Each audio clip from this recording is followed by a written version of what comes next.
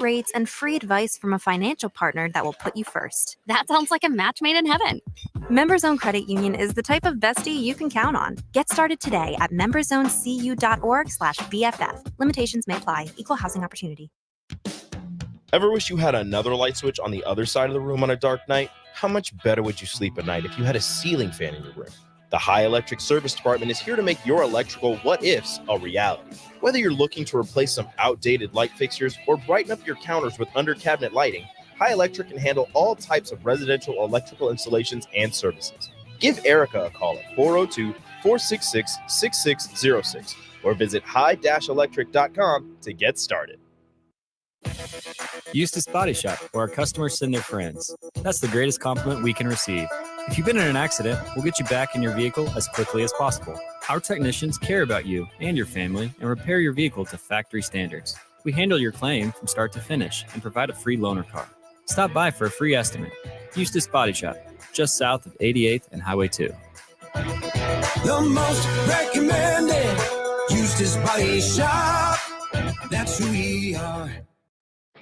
Come see the exciting career opportunities in the world of large ag. Acres, your Nebraska John Deere dealer, is hosting a career fair during our 2024 Ag and Turf Expo. Learn about career opportunities in service, sales, parts, and precision ag, as well as other roles in Acres business support team. Join us at the Sandhills Global Event Center March 6th and 7th or Fauner Park March 21st and 22nd. Go to acres.com/expo24 for details. Where will your path take you, traveler? To seek fortune in a new career? Or on a journey to distant lands for a well-deserved vacation? Wherever you go, one distraction could spell disaster. You can change your fate, adventurer. Don't drive distracted. Paid for by the NDOT Highway Safety Office. This is a presentation of the 2024 Girls State Basketball Tournament on 93.7 The Ticket and theticketfm.com. State basketball broadcasts are presented by Union Bank and Trust, Southeast Community College, Platte Valley Equipment, Nebraska Hematology Oncology, Wingstop, Sandhills Global, Roofing Service Company, High Electric, Eustace Body Shop, the Nebraska Army National Guard, Pizza Ranch, Members Owned Credit Union, Elway Power Sports of Lincoln, Sunbelt Rentals, Acres, Ebb Concrete, Doane University, the Nebraska High School Sports Hall of Fame, and Next Ag Appraisal and Realty. Now, calling all the action from Pinnacle Bank Arena, here's Nick Sainert and Jay Foreman.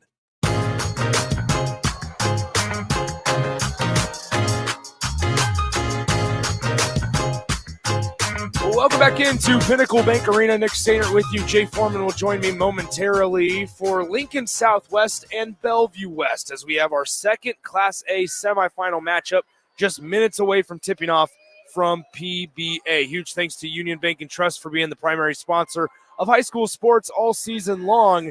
This one's going to be a good one. Probably a little bit of a closer margin than what we saw just a little bit ago with Millard West and Lincoln North Star. That game, Millard West won convincingly 59-24 over the Gators. Let's talk first about the 2 seed in the tournament, the Lincoln Southwest Silverhawks, coming in with that 21-3 mark.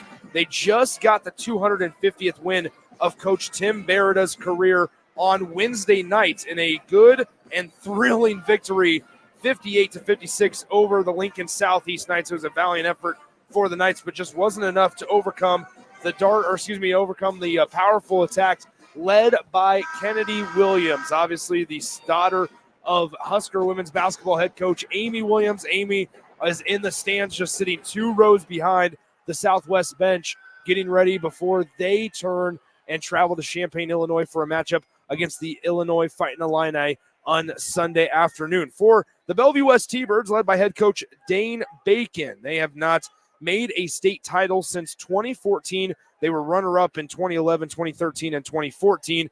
They haven't won a title since 2010. So the winner of this one playing for the right to play against the number 1 seed in Class A, the Millard West Wildcats on Saturday night, rather. They have a trio of shooters, that's to say the least. And Annika Russell-Brown, a 5'8" senior guard averaging 11.4 points per game. In number 4, a 5'11" senior in Kenzie Melcher averaging 11.8 points per game. And then Naomi White, a 5'10" senior guard averaging almost 18.5 points per game. It's sure to be a good one. We'll get you rolling with starting lineups and tip-off between the Silverhawks and the T-Birds when we return in 30 seconds on 93.7 The Ticket. At Southeast Community College, community is our middle name. Our continuing education classes offer personal interest, traffic safety and licensing, online learning, and adult education classes across Southeast Nebraska or online in your own home. Learn pottery or floral design, take a computer course, learn Spanish, how to start writing a book, or Air Fryer 101. See the full schedule of continuing education classes online at southeast.edu/continuing. SCC, your path to possible.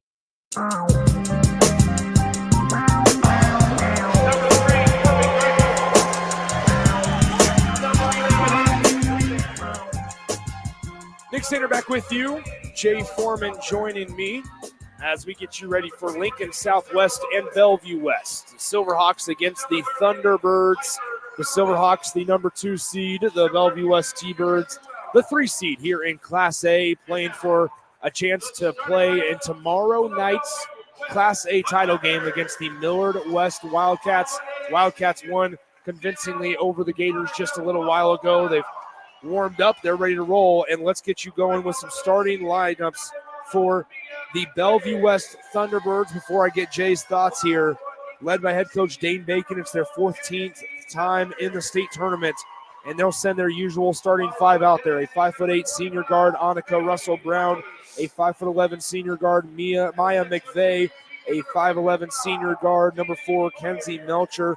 A 5'10" senior guard, number 25, their leading scorer, Naomi White.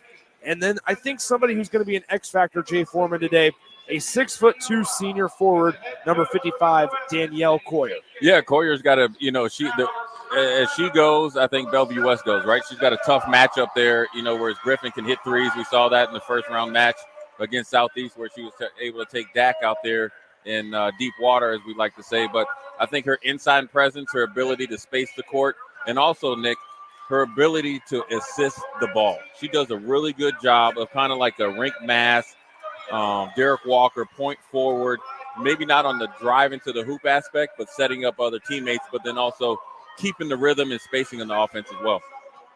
Well, you're absolutely right, Jay. Now let's look at Lincoln Southwest here, led by head coach Tim Berida, 21-3 on the regular season. They have not been to the state title since 2022. They have not won a state title since 2017. They were runners-up in 2019 and 2022. They lost in last year's semifinal matchup, I believe, if I remember correctly, to Millard South in the state semifinals. For the starting 5 for the Silverhawks, they're going to send out their usual 5 as well. 5'4" sophomore guard Brenly Norlinger, a 5'8" junior guard, number 10 Hayden Rathy, a 5'4" senior guard, number 15 Kennedy Williams. Williams averaging 16.5 on the season. A 5'5" junior guard, number 21 Emma Dostal, and a 6' sophomore forward who can stroke it from 3, Eleanor Griffin. Yeah, she paid off big time there when Southeast seemed to be able to pound them inside with that powerful attack of Dak in Southeast and their forwards. Whereas Griffin was able to do, she rebounded just well enough, and then she was able to take Dak, who was a lot bigger than her, out there in space, hit threes. But then also, let's not forget, the X factor off the bench was Emerson Wells, right? Where a little sneaky adjustment by Coach Barata, where you wanted to get 2 bigs in there. It didn't lessen their ability to be able to run. Now, one thing let's look out for, what we saw the first game, Southwest was running up and down, pushing the press. Let's see how Bellevue West adjusts to that. Tim Berida going for win number 251 tonight. So Southwest will win the tip. It's safe from going out of bounds by Emma Dostal and into the hands of Kennedy Williams, going left to right. Right side, it's Hayden Rathy with it. Rathy dribbles one time inside. Almost got it poked away as Griffin back out. Dostal 3-ball, top of the key. And it's just a little short, being tracked down by Naomi White. It goes out of bounds. Last touch by the Silverhawks and goes to the T-Birds. Right away, I think the game plan is Coach Brad is going to let everybody else get in the game because Kennedy Williams is going to get started. But got him caught in a switch, and you had Griffin on a smaller player, White. And now we got Kennedy Williams right on tag. I guess that Is that the Jay Foreman? There it is. Okay, there you go. Seal of approval. Kennedy Williams, the one thing that she does so well is she plays defense, off the ball and on the ball defense, but controls the pace of the game at both ends. So 2-0 Silverhawks after a quick Kennedy Williams steal and layup, and we have a foul on the other end while the Silverhawks were on defense. It goes on number 21, Emma Dostal, her first. Look, this is a team that's played a lot of basketball together. Obviously, Kennedy Williams is a senior, but everybody else has played together, kind of came up through the ranks together. They will compete. They trap, they run, they put pressure on you. They're more guard heavy, a little bit smaller guards, right? But they know what they're doing. They know the system. And anytime that you're 22-3, the number 2 seed, you're here to win it all. So here it is. T-Birds to inbound from their own baseline. They give it in. Naomi White, mid-range jumper, just a tad strong. A rebound bouncing around, and Naomi White comes up with it after a tip by Russell Brown. Naomi White with it on the right side to Annika Brown. She drives baseline, and we have a blocking foul called on number 4, Brenly Norlinger. Right. That'll be her first. You know, a little bit of a floater there by White. High, long rebound, kind of caught everybody off by surprise. Norlinger just got caught in a bad angle going against Brown. So inbound to Kenzie Melcher. Melcher gets the first touch from the right wing, passes it into the corner to Naomi White. White averaging 18.5 per game, steps into a free throw line jumper, and she swishes it home. It's 2-2. You think about the difference between her from this year, last year to this year, is that smooth jumper way under control. But look, you got to get back. Remember, I mentioned in pregame, you got to get back on defense. You get caught sleeping, Southwest will lay up you to death. It's 4-2 after the Emma Dostal layup to answer the Naomi White jumper. Kenzie Melcher turns underneath. Coyer layup, good. Nice find by Kenzie Melcher. There's going to be a competitive game here. You got two well-coached teams that are here to compete, and Coach Bacon and Brad are going to go at it. Williams turns around. Griffin 4-3 from the left side. Rims out, and defensive rebound corralled by McVeigh. Up the floor to Annika Russell Brown. Brown dribbling through the lane to Melcher. Melcher dribble drive down the center of the lane. Layup off the glass and in. You know, it's 6-4 T-Birds. Coming in the game, everybody's talking about White and Brown, but I think the X factor for them is Melcher. The secondary X factor is Ivy. She drew Kennedy Williams. Can she contain her and keep enough pressure on her? So here is the left side. It's down low now. Griffin layup, no good, but a foul goes against Naomi White. Listen, Nick, these are two of the best coach teams, not only in the tournament but in the state. And we talked about it the first time where Griffin got it, kind of fumbled it. They went right back to it, but just on the opposite side of the court. A little pin down, got Griffin, had Naomi White on her back, trying to get her in foul trouble as well. So a sneaky little wrinkle there by Coach Barata and staff, and they do a good job of scouting and having their girls ready to play. So Griffin misses the first free throw. It's 6-4 Thunderbirds. Second one on the way for Eleanor Griffin is good, and it's 6-5. 5:52 to play in the first quarter as Annika Russell Brown will rush it across the timeline now to McVeigh. McVeigh passes to Coyer on the top of the key. Left side now Brown takes a screen right from Coyer. Now back to McVeigh. McVeigh on the near side corner.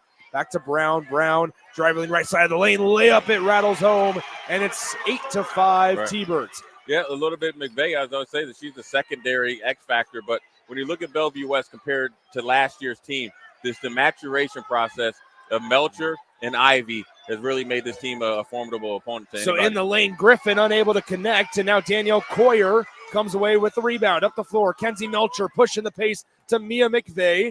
Mia McVeigh bounces it to Naomi White, pulls up from 3, and she misses that one just off to the right, and it will be out of bounds to the Silverhawks. 5:05 to play first quarter, 8-5 Bellevue West. Yeah, if you're Southwest, you're okay with Naomi White taking essentially a secondary transition 3 from deep, about 25 feet. What they don't want is them to run, get it to Coyer at the top of the key and get a couple easy buckets like they did previously. Little give and go to Williams to Dostal. Rathy for the tie from the right wing. Bounces off the front rim, no good. And the defensive rebound goes to Bellevue West. Here comes Annika Russell Brown pushing the pace. She gets met by Norlinger, pops the tray off the back iron, no good. And Dostal collects the miss for Lincoln Southwest. Back the other way we go with Norlinger. Norlinger will hesitate, pull out to the perimeter, picks up her dribble, bounces it to the right side to Dostal. Dostal gets covered by Naomi White on the corner to Kennedy Williams at the top of the key. Fakes right, goes left. Nice shimmy by Kennedy Williams. Layup too strong. And a good box out by Mia McVeigh as here come the T-Birds. Across the timeline, McVeigh still surveying to a trailing Melcher. 4-3 from the top. It's sat on the back rim. Offensive board, McVeigh She tries again, unable to get it to go, and Norlinger collects the miss.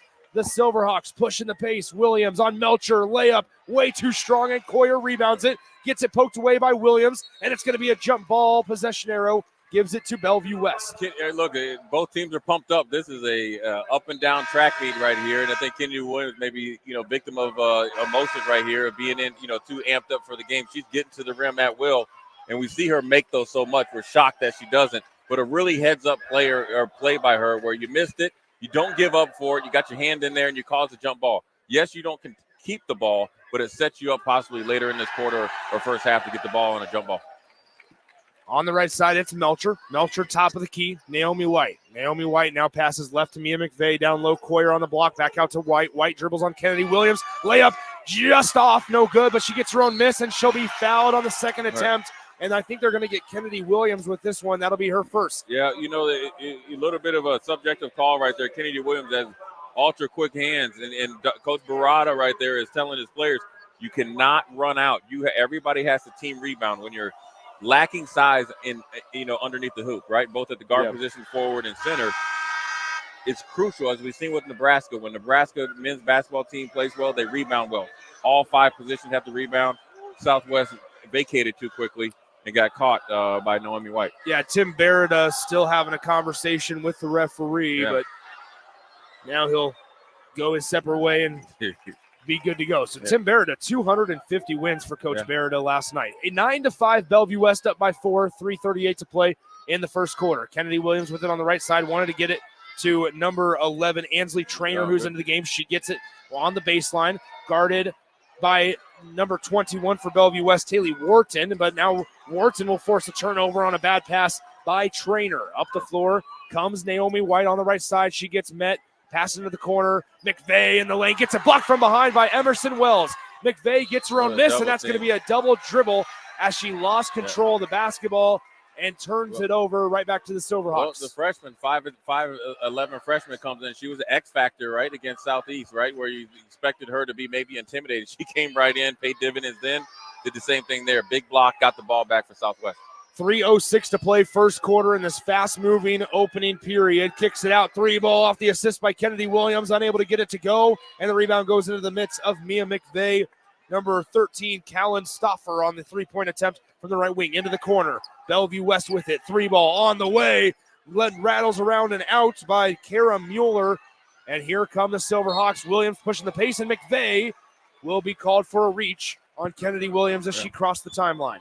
Look, this is an up and down pace right here. It's going to be a game of runs, and Southwest hasn't got their offense truly kickstarted. Hasn't hit a 3 yet, has missed multiple layups, whereas Bellevue West has been pretty steady there with a big dose of Naomi White, in the first 6 minutes. But she's going to the bench, and we saw them struggle a little bit without the three-headed monster out there. Let's see what they do tonight.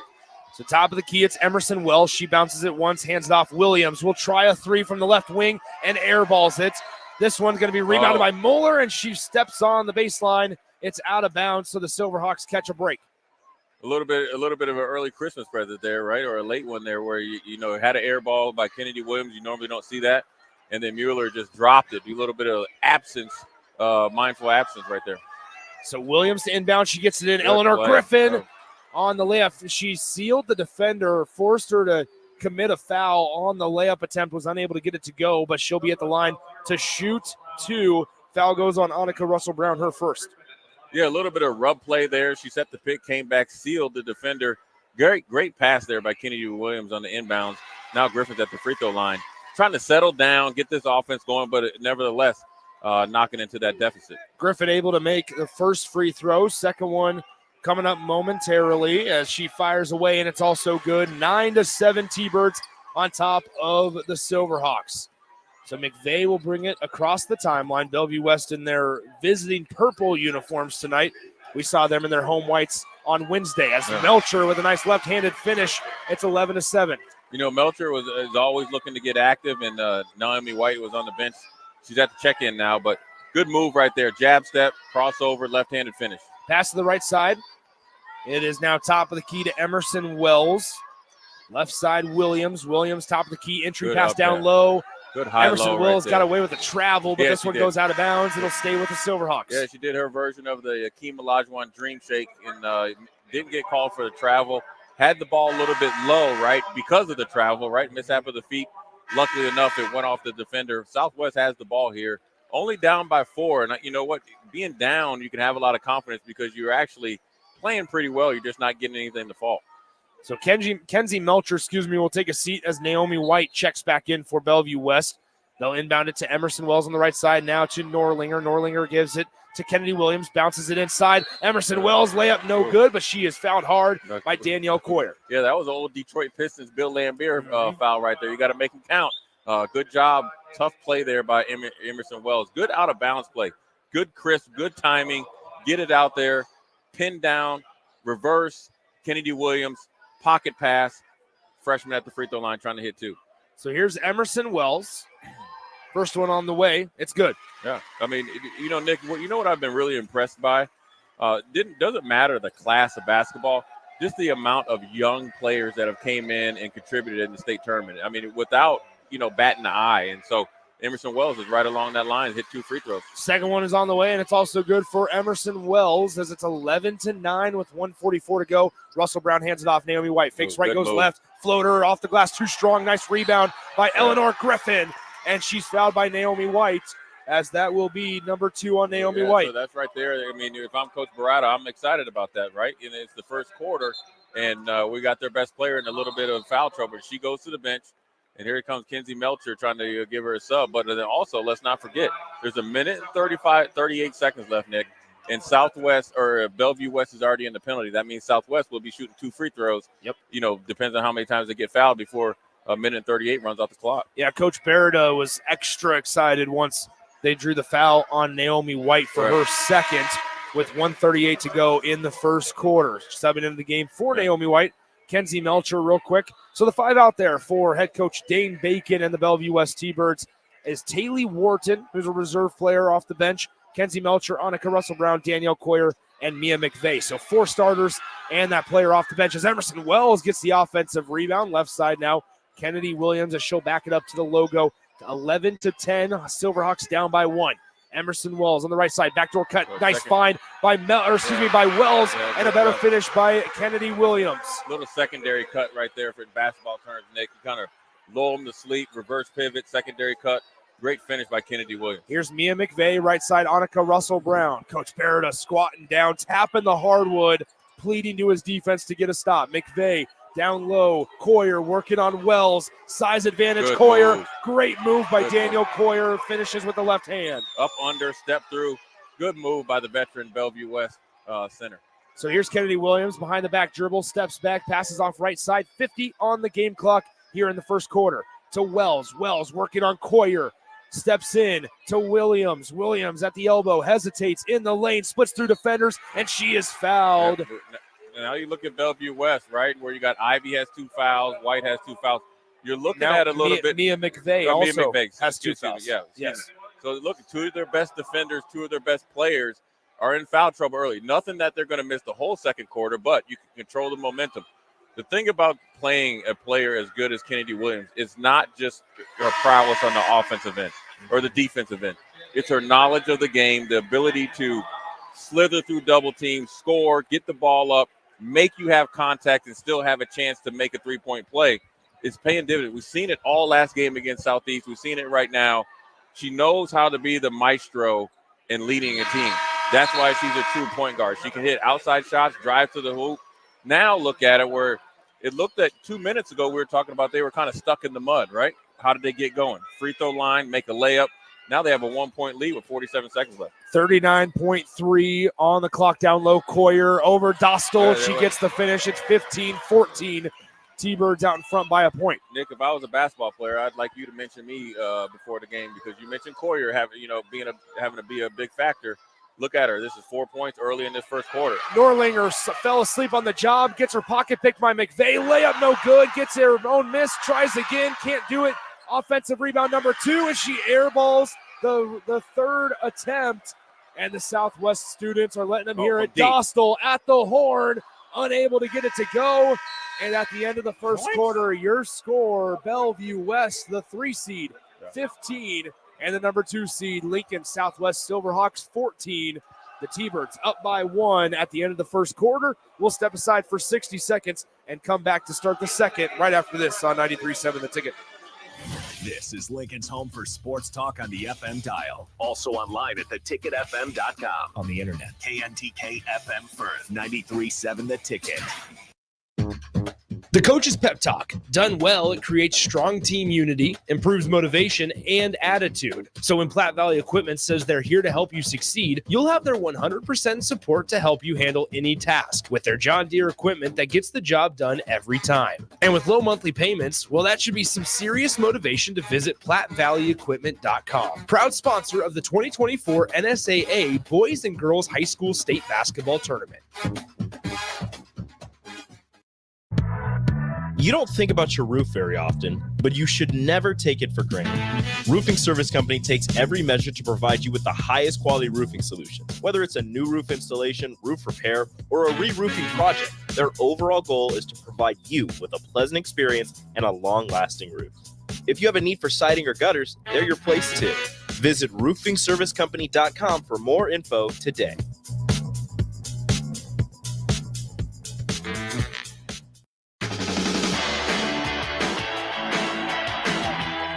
Nick Sander, Jay Foreman back with you from Pinnacle Bank Arena. Kennedy Williams on the left side. Eleanor Griffin drives baseline on Brown. Brown gives it to Norlinger. Norlinger floater just short, and the defensive rebound corralled by Annika Russell Brown. Outlet pass up the floor to Mia McVeigh. She stops on the left wing, hands it off. Brown in the key, through pass to Naomi White. Step back three. Naomi White unable to get it to go. We're going to have a foul called on Annika Russell Brown. Guess what?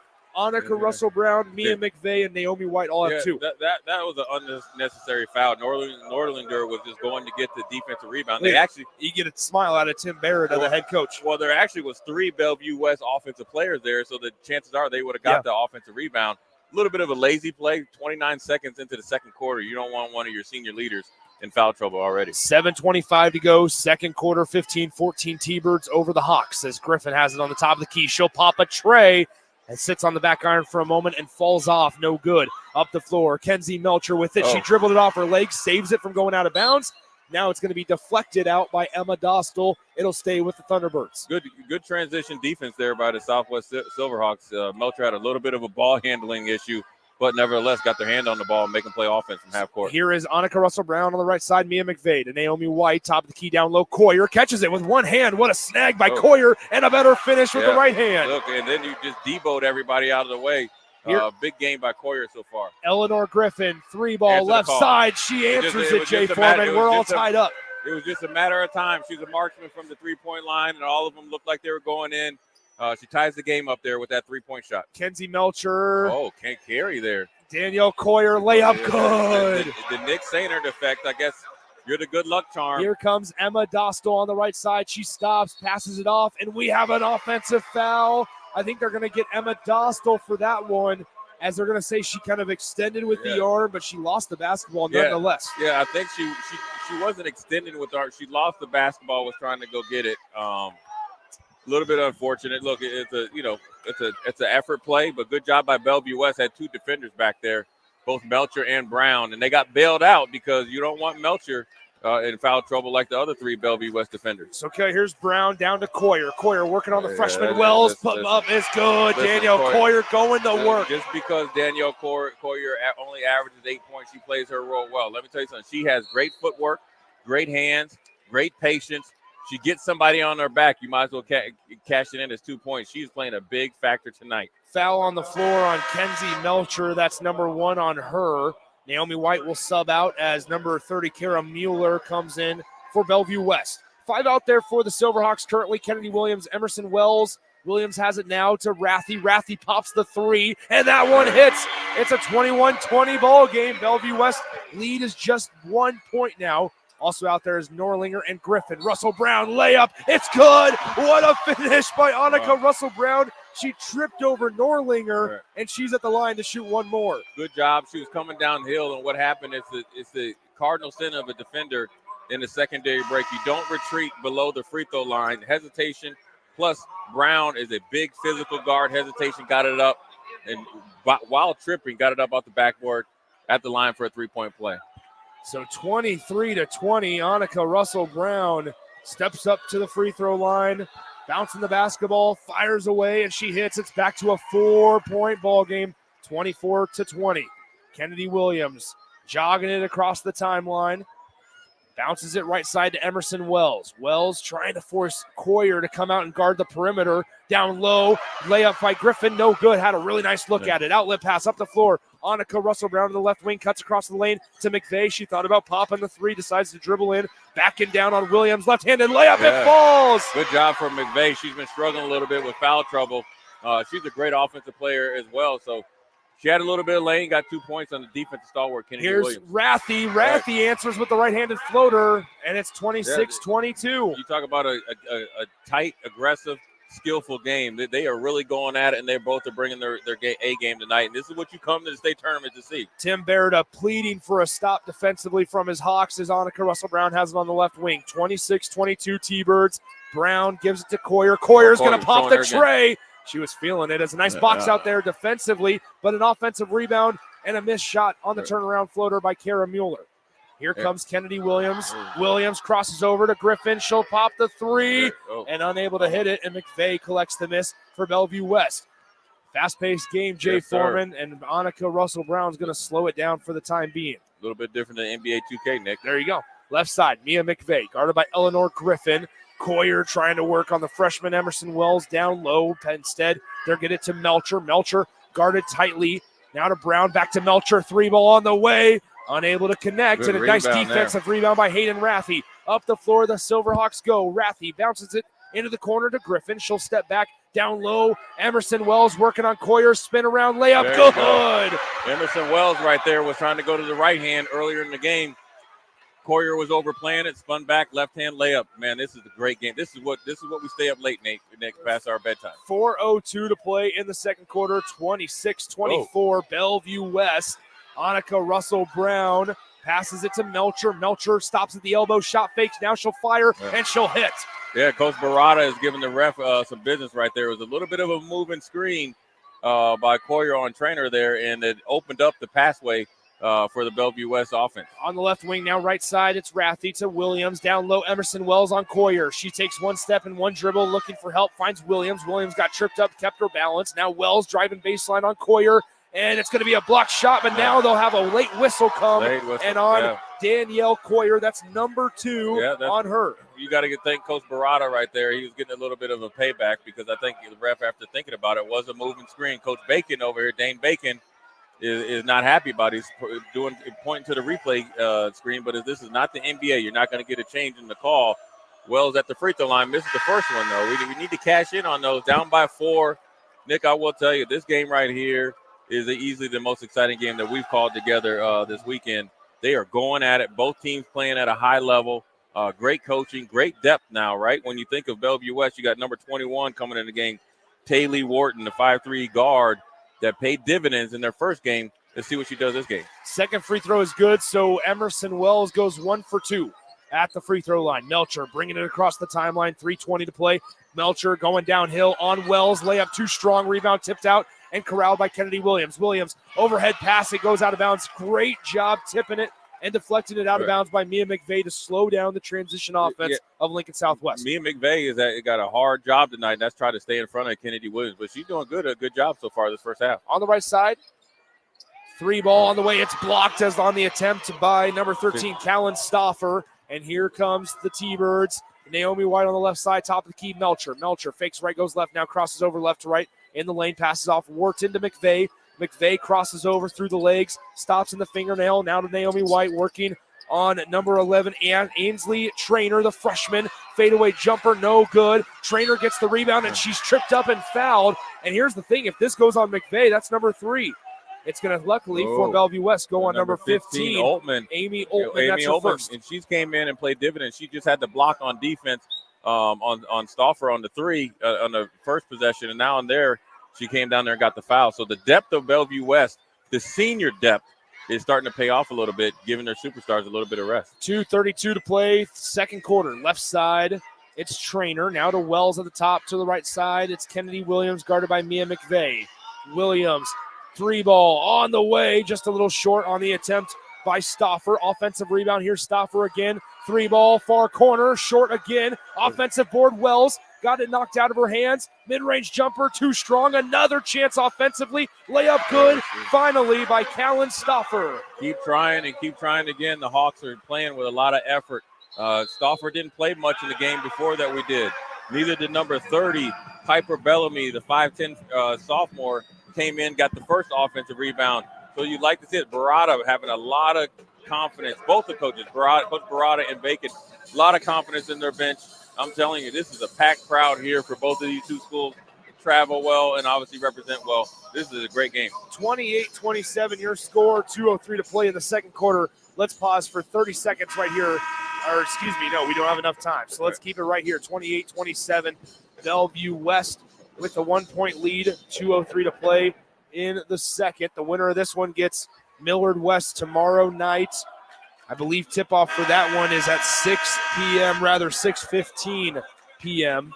So that's our second to last game tomorrow night on Championship Saturday. So sideline inbound for Bellevue West. Tim Barreda breaks his huddle. Dane Bacon does the same for him, and we're ready to go as they'll throw it in the backcourt to Annika Russell-Brown. Russell-Brown will bring it across the timeline. Gets picked up by number 11, Ainsley Trainer. Melcher now with it on the top of the key. Back to Brown. Brown passes to Wharton. Long three on the way. Taylor Wharton. And if you're Dane Bacon, that's probably not the shot that you called up out of the timeout. Yeah. Kennedy Williams with it. Now go ahead, Jay. You know, coming out of the timeout, you want to run some play that you feel is one of your best ones. That probably wasn't it from about 30 feet. So here's Bellamy, hands it off to Williams on the right wing. 90 seconds to go in the first half. Williams, layup good. Right there. And the Hawks have the lead at 29-28. Nick, Mia McVeigh has 2 fouls, and Kennedy Williams rocked her to sleep, rocked the baby, as they like to say, took her to the hoop. But now here comes Annika Brown right back on the freshman Trainer. We are in a track meet. So 30-29, Annika Russell-Brown as Williams crosses over, hands it off to Rathy. Rathy right side. This is Trainer with it to Griffin. Griffin thought about and wanted to pop the three, but a nice closeout by Kenzie Melcher at the top of the key. Hands it off. Kennedy Williams with 17 on the possession. 59 seconds left in the second quarter. As Griffin has on the left side of the lane. Bellamy in the far corner to Trainer. 6 on the possession to Rathy. Rathy looking, crosses direction. Brown falls down. Loose ball. It goes out of bounds to the Silverhawks. Yeah, I mean, that's unfortunate there that Brown and Melcher got tripped up there, and the ball went off of one of the Bellevue West offensive players, and now Silverhawks got a little bit of a present there. They were a little discombobulated, right, with Trainer, the freshman in there, Bellamy, the sophomore, haven't played a lot, right? The moment is big, but they're playing hard. He's got to get used to spacing and being in the right place. Kennedy Williams is trying to get them in the right spot at the right time so they can probably get some points on the board. 34 seconds and counting here in the second quarter. Shot clock, there's about a 7-second differential between shot clock and game clock. Williams going to work. 22 on the game clock, 13 on the shot clock. She'll wait for a screen by Emerson Griffin. Now Williams going to work behind the back dribble in the lane on Coyer. Layup no good. Offensive board, Piper Bellamy. Great job there. And here comes Bellevue West with 6 on the game clock to Melcher. Melcher with 4 on the game clock. Wharton with 1 on the clock. Half court heave. Off front rim, no good on the attempt by Kenzie Melcher. And what a first half. Your score at the halftime break, Lincoln Southwest 31 and the Bellevue West Thunderbirds 30. Let's take a break. When we come back, we'll have the next Ag Appraisal and Realty halftime show coming to you from Pinnacle Bank Arena in the Class A semifinal right here on 93.7 The Ticket. Sandhills Global is hiring. With their fast-paced, growing culture, they have hundreds of new openings in sales, marketing, traveling support, software development, web design, and more. Full-time roles offer a 4.5-day work week, along with flexible internships in most areas. Career and internship opportunities are available at our global headquarters in Lincoln, Nebraska. Find your fit today at www.sandhills.jobs.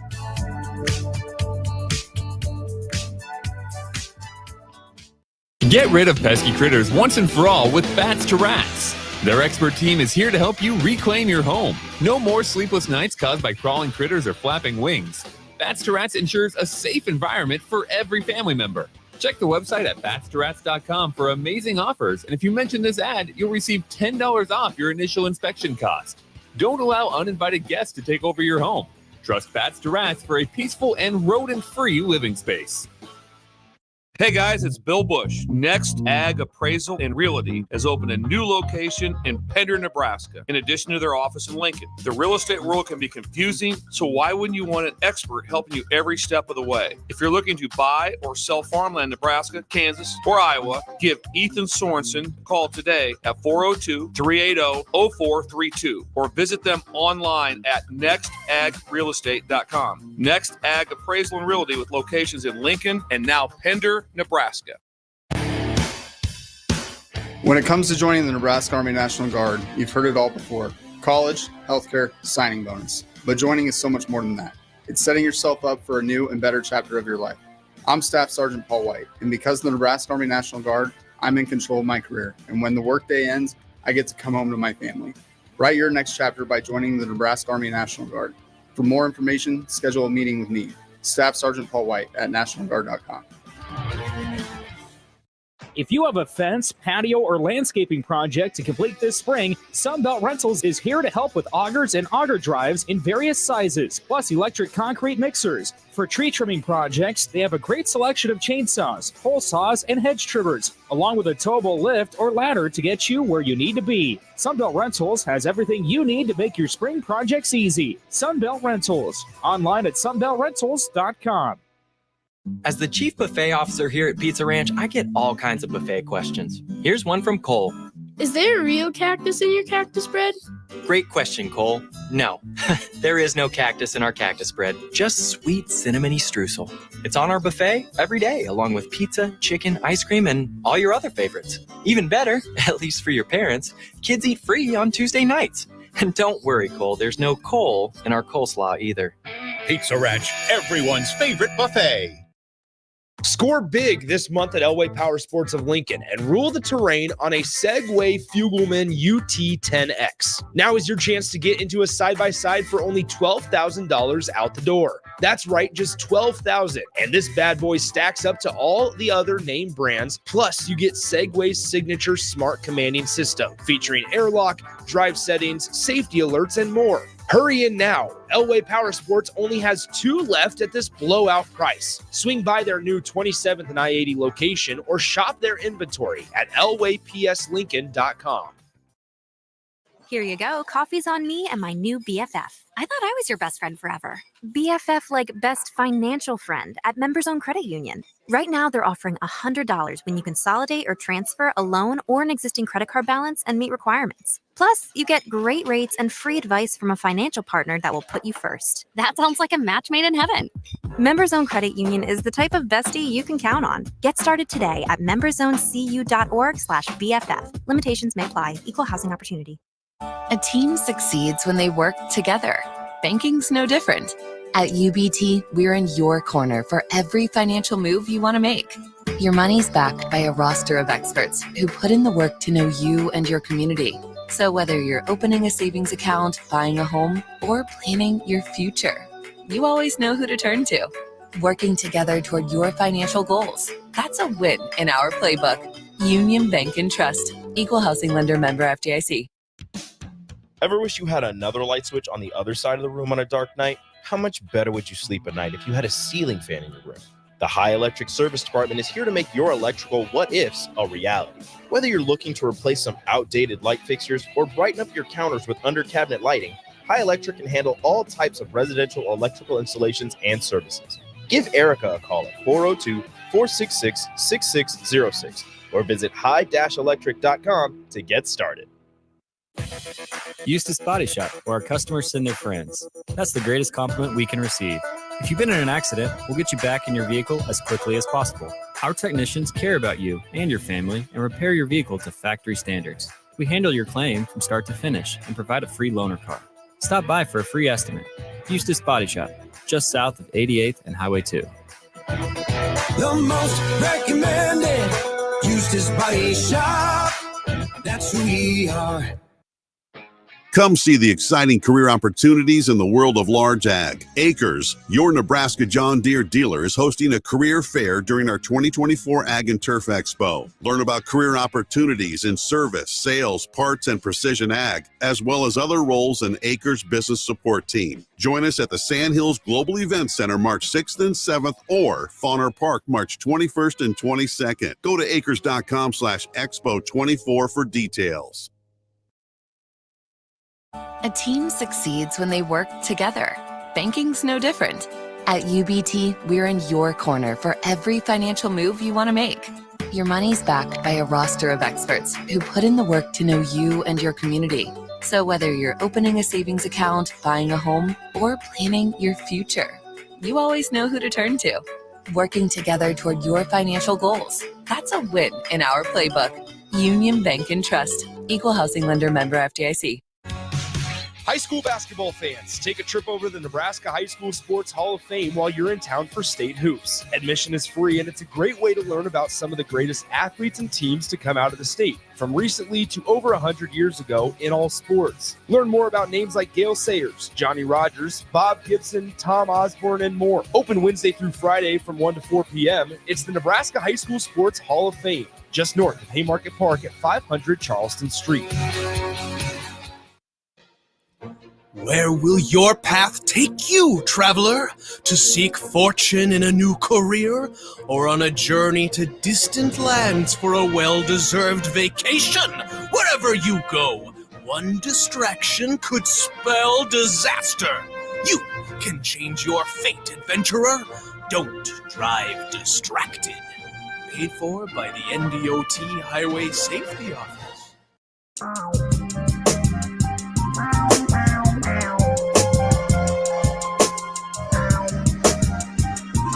Nick Sainert, Jay Foreman back with you. This is the Next Ag Appraisal and Realty halftime show, whether it's buying or selling farmland in Nebraska, Kansas, or Iowa. And if you need help with it, you better call an expert. That's Ethan Sorensen. Give him a call today or visit them online, nextagrealestate.com, and with locations in Lincoln and now Pender, Nebraska. All right, halftime score, 31-30. Lincoln Southwest leads by 1 over the Bellevue West Thunderbirds. And Jay Foreman, if you're head coach Tim Berida for Lincoln Southwest, you need to figure out a way to stop Danielle Coyer. She leads all scorers with 12 points. Yeah, I don't know if she's missed a shot, and she's getting the ball deep in the paint. And, she's really providing that inside punch that actually they didn't have in the game before. So you got to find a way. Either you're going to have to go to a little bit of a zone, change up your defenses, and maybe get into a little bit of a press against Bellevue West to get her up and down the court so she can't just come down and establish herself in the half-court offense. And that's what Bellevue West is doing a really good job, playing with good pace, great spacing. So whether it's White, Brown, or Melcher are getting into the lane, but if they're not, they're dumping it down to Coyer, and it's money. So now here's the thing. Here's the question. If you are Lincoln Southwest, you look at the other team, right, and Bellevue West, you look at some of their star players, Annika Russell-Brown, Mia McVeigh, Naomi White, Danielle Coyer.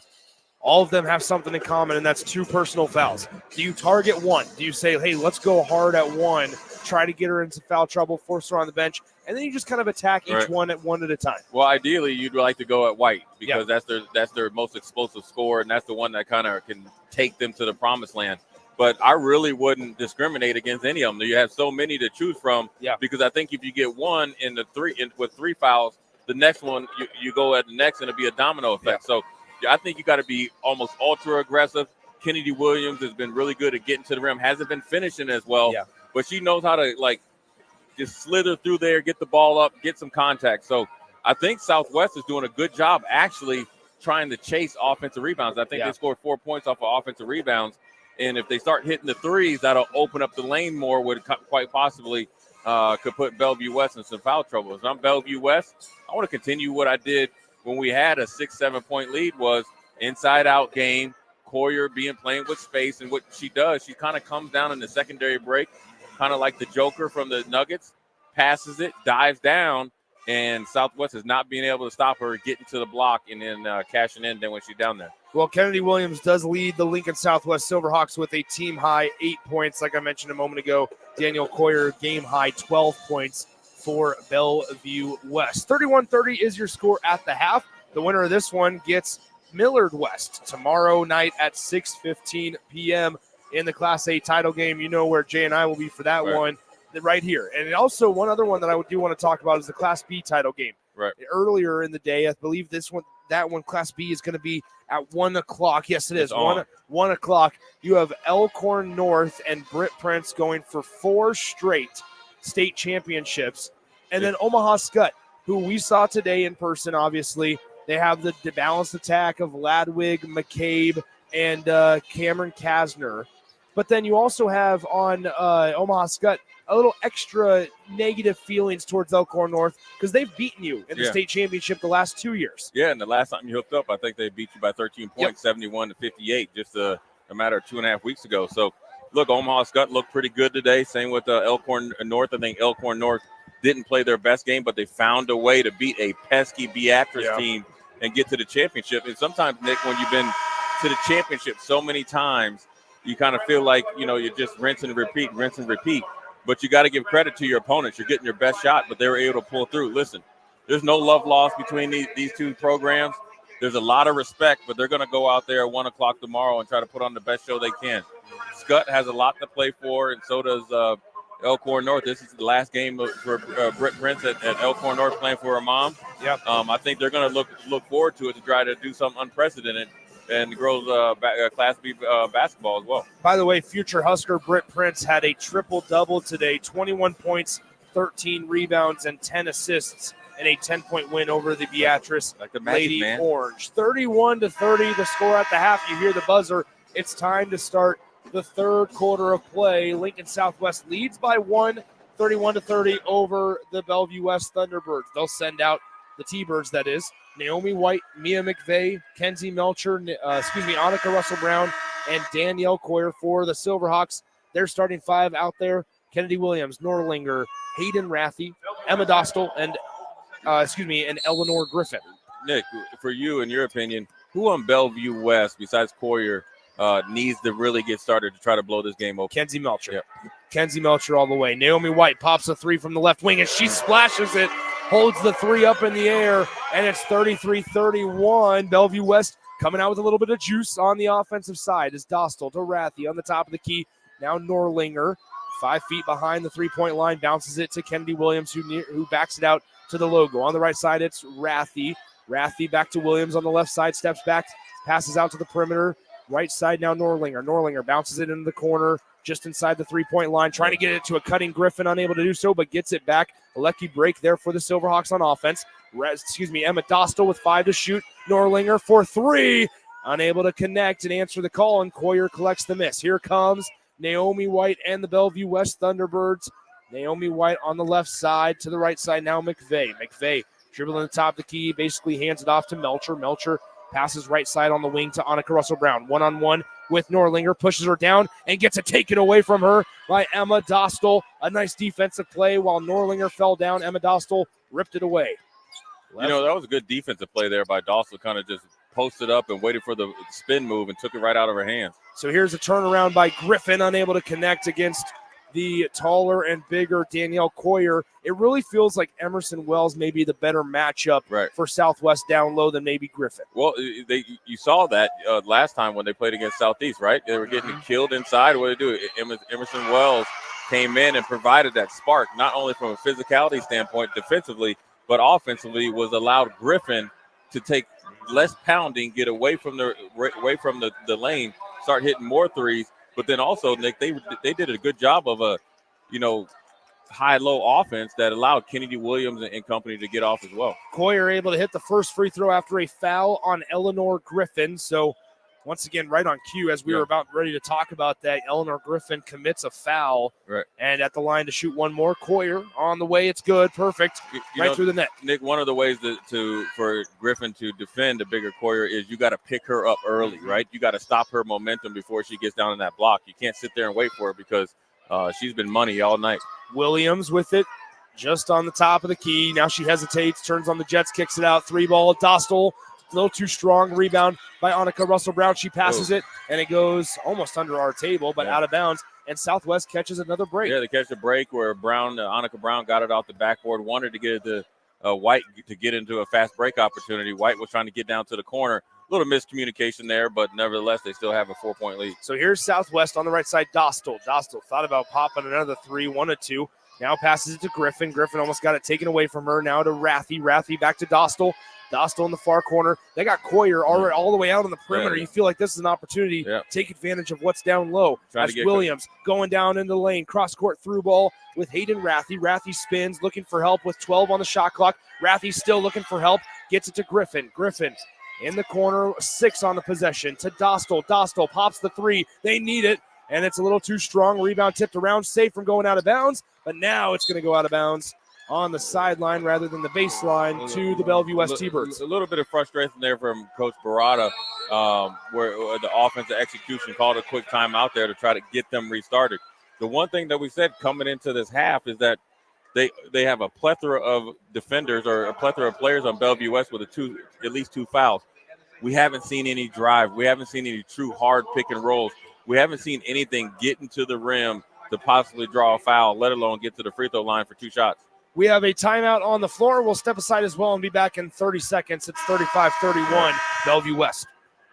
At Southeast Community College, community is our middle name. Our continuing education classes offer personal interest, traffic safety and licensing, online learning, and adult education classes across Southeast Nebraska or online in your own home. Learn pottery or floral design. Take a computer course. Learn Spanish, how to start writing a book, or Air Fryer 101. See the full schedule of continuing education classes online at southeast.edu/continuing. SCC, your path to possible.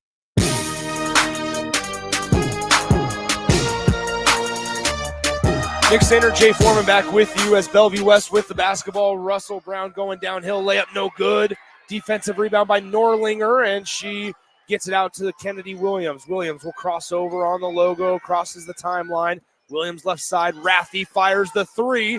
Too strong. Offensive rebound, Dostal. And guess what? Daniel Coyer just picked up personal foul number 3. Yeah, well, that's what you want, Nick. It wasn't a drive, but it was an offensive rebound. Good job. It was off the mark on the initial shot, kind of almost like a bank shot off the backboard. And it was a good job by Southwest there following your shot and picking up the foul on Coyer. Now here comes the sub. Muller's coming in. So if you can make some hay when Coyer goes out, you can get right back into this game. Jumper, by Southwest, no good. Rebounded by Bellevue West. Here comes Kenzie Melcher. Melcher at the top of the key. Russell Brown pleading forward in the far corner, rather. Instead, she passes McVeigh. McVeigh spins at the elbow on Dostal, dumps it down underneath. A nice block and deflection out of bounds by Eleanor Griffin. Right. And it will be T-Bird basketball as Coyer takes a seat. Good job by Mia McVeigh there. Had a couple spin moves, tried to dump it in one more time before Coyer had to go out to get a quick 2 points. But Griffin, good hands there and stopped her from scoring. Annika Russell Brown, the inbounder, baseline inbound. They'll throw it out up top. It's deflected by Dostal and out of bounds. Stays with Bellevue West from the sideline inbound. Emerson Wells subs in. Now we see a little bit of a chess match here.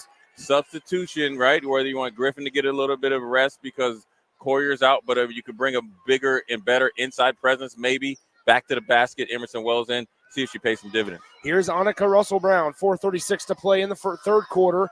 Mueller into the game as well. McVeigh snags it with one hand. Driving right side. Now McVeigh backs it out, retreats. Long three. Kenzie Melcher with one on the shot clock.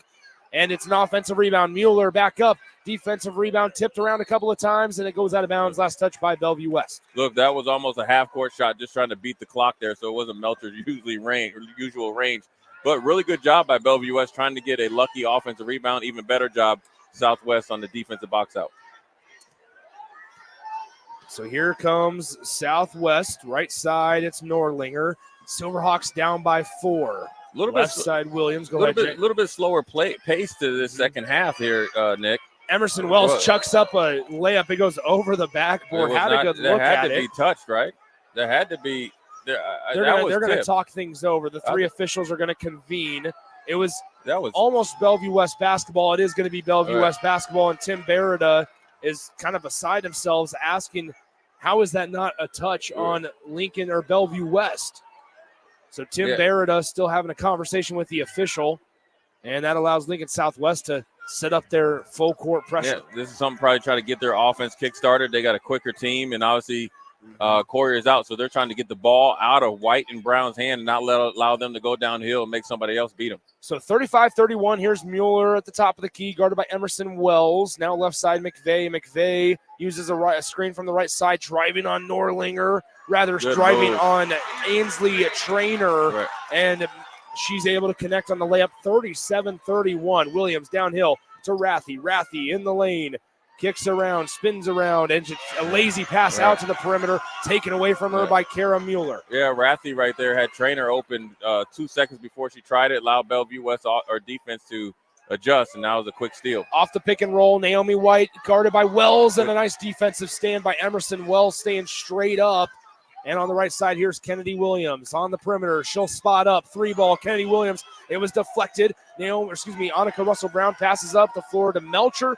It's a 2-on-3 break. Melcher stops in the lane, pops, and the mid-range jumper, no good, too strong. Offensive board, White put back good with the foul, and Naomi White will go to the line to shoot one more. That's where Naomi White gives you problems, right? She has the speed, quickness, and shooting ability of a point guard, shooting guard, but she has the strength and explosiveness as far as offensive rebound as a power forward. So she skied up over there over a Southwest Silverhawk defender. Now she's at the line, possibly getting a 3-point play and a 9-point lead. Southwest in there, a little bit of a standstill offensively. We'll take a break. 30 seconds. We'll return 39-31 after a Tim Beretta timeout here on 93.7 The Ticket.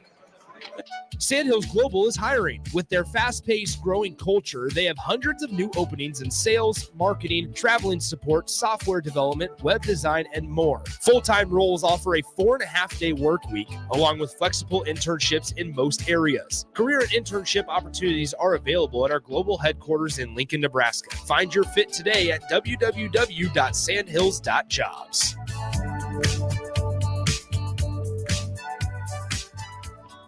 Oh. 39-31 the score. 3 minutes to go in the third quarter. Bellevue West leads by 8 over the Silverhawks. Naomi White at the line to shoot one and try to cap off the 3-point play. As Jay and I were discussing during the break, Southwest hasn't scored. It's been a 9-0 run here in the third quarter for Bellevue West. Silverhawks led at the break 31-30, and here we are at 39-31. Yeah, Coach Barada's got to get something going offensively. I think they should push the ball a little bit more with Courier out. I think you need to try to get something at the rim. I know Bellevue West only has one foul, but the middle of the lane is a lot more open, but right on target. The curse of Jay Foreman. Here comes Courier back into the game. Bellevue West, I think, is trying to see if they can put the dagger in the heart here. Maybe smells a little bit of blood in the water. 9-point lead, 3 minutes left. They get Courier going, they could get a double-digit lead. It might be too much for Southwest to come back from. Here is Kennedy Williams. Williams on the right side. It's Emerson Wells trying to get the ball back to Kennedy Williams. Missed her down low off of a little screen at the elbow. Now Trainer with it, looking for help. She exhausted her dribble, hands it off right side to Dostal. Dostal backs up to the perimeter. Down low, entry pass, double team, kicks it out. Wells couldn't handle the pass. Gets it back, now left wing. Kennedy Williams. Williams turns on the Jets downhill. Layup good. There you go. What a job by Kennedy Williams. She lost the basketball for a moment, but gets it back. And here comes Annika Russell-Brown, pushing the pace against Trainer. Hands it off to a trailing Naomi White. On the right side, it's Kenzie Melcher. She'll pop the three. Off back iron. Great box out by Griffin on Danielle Coyer. And here comes Southwest pushing the pace. It's a layup, and it's no good, but a third foul is going to be whistled and called on Annika Russell-Brown. Yeah, look, a little bit of foul trouble there, even though they're not at the free throw line in the penalty for Bellevue West. You got two of your better players with 3 fouls. Okay, 2 minutes left, essentially 10 minutes left in the game. What would we talk about when coming out of timeout? What would we do for Coach Barada? Speed it up. Speed it up. Why? You got the speed, quickness, catching ability. Really good job by Trainer getting up and down the court, catching it, being strong, right, for a freshman, and getting up in the chance to make 2 free throw shots. So 2 minutes and 10 seconds remain in the third quarter. 40-33 the score. Bellevue West leads by 7. We'll step aside for 30 seconds right here on 93.7 The Ticket. To make a crispy, juicy chicken sandwich, they wouldn't make it in just one flavor. They'd make it in all 12, like lemon pepper, mango habanero, hickory smoked barbecue, and OG hot. So why have one new favorite chicken sandwich when you can have 12? Try the new sauced and tossed Wingstop chicken sandwich today for only $5.49 at Wingstop, where flavor gets its wings. Valid for a limited time and available at participating Wingstop locations only while supplies last. Price subject to applicable taxes and fees.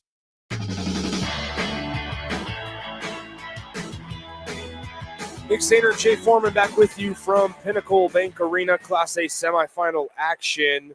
At the line is Ainsley Trainer. She hits the first free throw, just a 5'7" freshman guard, playing some big minutes here for head coach Tim Berida, and she hits both free throws. It's back to a 5-point ball game, 40-35. Annika Russell-Brown just picked up foul number 3. She stays in the game. Her and Coyer both on the floor right now for head coach Dane Bacon have 3. McVeigh gives it to Coyer. Coyer working on Griffin. Layup, no good. Defensive rebound, Dostal. Here comes Kennedy Williams. Williams pushing the pace. Trainer for 3. Bang! Wow, great shot there by Trainer. Great shot there by Trainer. Look at the smirk on Tim Berida's face. Yeah, look, hey, you got the freshman in there. You got her going. And then also, good job there. Oh, Trainer How making about another Trainer? play. Trainer forces a steal. She gets knocked down. Here comes Kennedy Williams. Hawks can tie with a 2. Oh. The layup, no good. Coyer with the board. And now we have a foul. And this may be on Griffin. And it sure is. There's 2 fouls on Griffin. Good aggressive play. Good try, good chance. A good try there trying to tie the game up. But Trainer leading it defensively. Hit a layup, then a 3 or 2 free throws, then a three-pointer. But Griffin did a really good job there on Coyer, even though Coyer's out of the game. Is guarding her earlier, so she just get her just a little bit off of her spot. Looked a lot different when she tried to score. So now Coyer has subbed out with 1:22 to go, and now we'll have a foul called. How about that, Jay? The official that called that one was on the baseline, not the one right by the where the play happened. That had a little bit better. What happened was there was some initial contact before McVeigh caught the ball, but McVeigh actually lost her balance, so it kind of looked a little bit worse. And so Dostal tried to crank up the defense right there. Coach Barado was okay with that foul because he likes the newfound defensive intensity of the Southwest Silverhawks team. 1:20 to go in the third quarter. Kenzie Melcher with it. T-Birds up by 2. Down low, Naomi White over the top. Layup is going to be no good, but a foul over the top of Emerson Wells. And Kennedy Williams is asking, how is that not a foul for her reaching over? That foul, by the way, goes on, they're going to call it, I believe, on Griffin. We're waiting for the official word here for it to pop up on the scoreboard because I missed the name. First free throw by White was good, though. Both Williams and Griffin were in the area, and I think they're going to call it on Eleanor Griffin. Still waiting for it to update. They might not even remember who it was called on. So 1:10 to go, 41-38 the score. 1:10 to play in the third. Second free throw also good by White. I'm going to go out on a limb and say that was Griffin. So that's Griffin's third personal foul. It makes more sense that way. Williams on it right side now. Rathy, 42-38, 4-point advantage for the Bellevue West Thunderbirds with 59 seconds to go in the third quarter. Top of the key, Emerson Wells. Emerson Wells down low to Griffin. It's going to be out of bounds. Last touch by Griffin of the Silverhawks.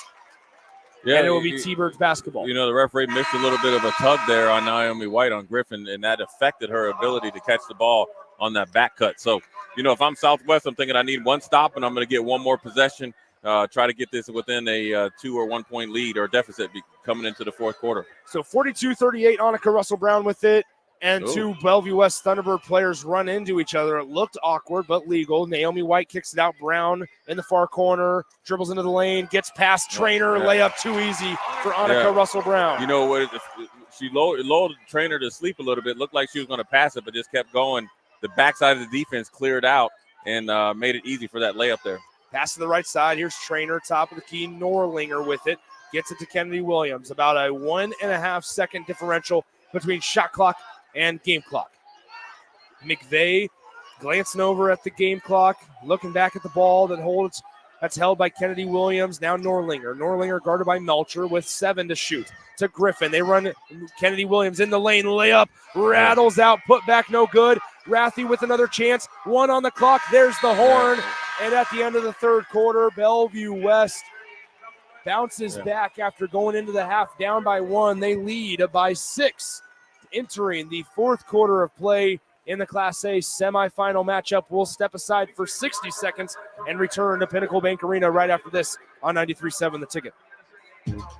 The Coach's Pep Talk. Done well, it creates strong team unity, improves motivation and attitude. So when Platte Valley Equipment says they're here to help you succeed, you'll have their 100% support to help you handle any task with their John Deere equipment that gets the job done every time. And with low monthly payments, well, that should be some serious motivation to visit PlatteValleyEquipment.com. Proud sponsor of the 2024 NSAA Boys and Girls High School State Basketball Tournament.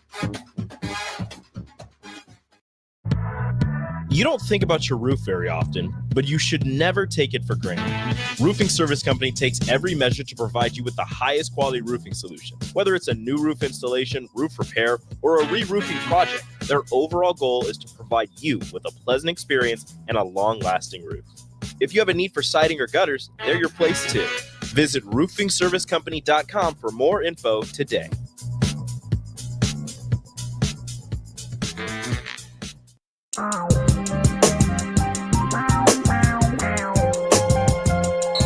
Sainer, Jay Foreman, Ben back in our studios, 1040 O Street. Jay and I at Pinnacle Bank Arena left side. Here's the Silverhawks to start the final quarter of play. Kennedy Williams with it on the right wing to Rathie. Now Griffin. Griffin's been quiet, especially from the perimeter today. Rathie on the right side. Bounces it into Griffin. That was a lazy pass by Rathie, and it's taken away by Naomi White. White pushing the pace. It's a 1-on-2 break. She stops, pops, floater, no good. Ooh. Off front iron. That's one you probably want back if you're Naomi White. Kennedy Williams kicks it out. Dostal right wing. Norlinger 4-3 short, and the rebound goes into the hands of Daniel Coyer, and now she'll hand it off to Naomi White. Emerson Wells set to check back in. As on the right side, it's Annika Russell-Brown pushing the pace, working on Norlinger. Layup no good, and a defensive foul called on Brenly Norlinger. That'll be number 2 on her, and Russell Brown will go to the line to shoot 2. Yeah, right. Norlinger probably thought she had pretty good position there with initially getting pushed off with a little bit of extension of the arm. Brown kept going to the hoop, shot it up there, and too much body by the ref's calculation. So 7:12 to play, fourth quarter. First one on the way. Brown hits it, make it a 7-point advantage. You know, Nick, when we watched Bellevue West last year, you know, they weren't as efficient as you'd like from the free throw line. They weren't as good as shooting team. They were obviously very young their first time getting there. The improvement of Brown and White is impeccable right now, where you see White, where she's able to get the middle of the lane, play with a lot better pace. She was a little bit too quick and too fast last year. Now you're seeing the difference this year, and it's helped get them a 7-point lead. Brown misses the free throw. It's 45-38. Here's Hayden Rathie with it on the Huskers logo. Looking for help, gets it inside of the free throw line to Norlinger. Norlinger looking around, backdoor cut. Kennedy Williams, layup no good, but she is fouled hard from behind, and Williams fell hard on that knee. Don't forget, she tore her ACL last year, and she's coming up a little slower, looking at that left knee. Right, yeah, she got those knee pads on there, and the way she plays and plays hard, her knees get bruised a little bit. But you know what, Nick? She was just kind of playing a little possum there, and caught McVeigh sleeping, backdoor cut, trying to get 2 points here at the free throw line. That foul, by the way, on Mia McVeigh. That's her third. Yeah, so now they got to try to get people in the fourth and fifth and try to live and die at that free throw line. You want to gain momentum as far as getting knocking down that deficit at the free throw line without the clock running. Williams drains both. It's back to a 5-point ball game, 45-40. Class A semifinal. Russell Brown has it for Bellevue West with the T-Birds up by 5. Annika Russell-Brown on the right wing gets a screen left from Coyer. Russell Brown hands it off McVeigh. McVeigh guarded by Emma Dostal rather. McVeigh bumps into her, gives it to Melcher. Melcher working on Rathie. Layup, no good, too strong. Rebound, Karam's out to McVeigh. She's going to put it back up, too strong on the tough shot. And a rebound by Hayden Rathie. Looking around, she'll pass it off and hand it off to Kennedy Williams. Williams bringing it across the timeline up the right side. Now Wells, she'll try to drive baseline on Coyer, looking for help, and we're going to have an offensive foul as Emerson Wells attempted to hook around the bigger body of Danielle Coyer. Yeah, Coyer did a really good job of just kind of riding her to the baseline, made her panic a little bit, hooked to try to get her momentum back going towards the hook, going towards the hole. Good job there by Coyer. And so 6:08 to play in the fourth quarter. Still plenty of time if you're Lincoln Southwest. On the right side, it's Kenzie Melcher on the wing, hands it off to Annika Russell-Brown. Russell-Brown with it, dribbles at the top of the key. Now to Mia McVeigh. McVeigh back to Russell-Brown. She'll drive baseline on Norlinger, leaning in with that body, draws the foul on Norlinger. Yeah, Coach Barada is not happy about that because he feels like the offensive player leaned into the defensive player. Good defense by Norlinger. Now here comes Trainer now, who was the spark in the third quarter that brought him back within a 2-point deficit. See if the same can happen when she gets in the game. So 45-40, your score. Annika Russell-Brown at the line, one on the way. It's perfect, 46-40.